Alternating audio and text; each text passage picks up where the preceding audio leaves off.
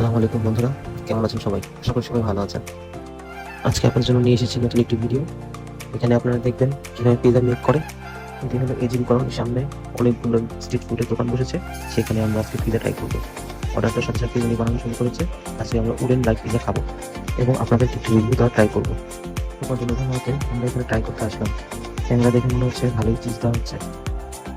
যথেষ্ট পরিমাণ olives, capsicum, mushroom and cheese তো আছেই। উডেন পিৎজা এমনিতেই অনেক মজাদার হয়।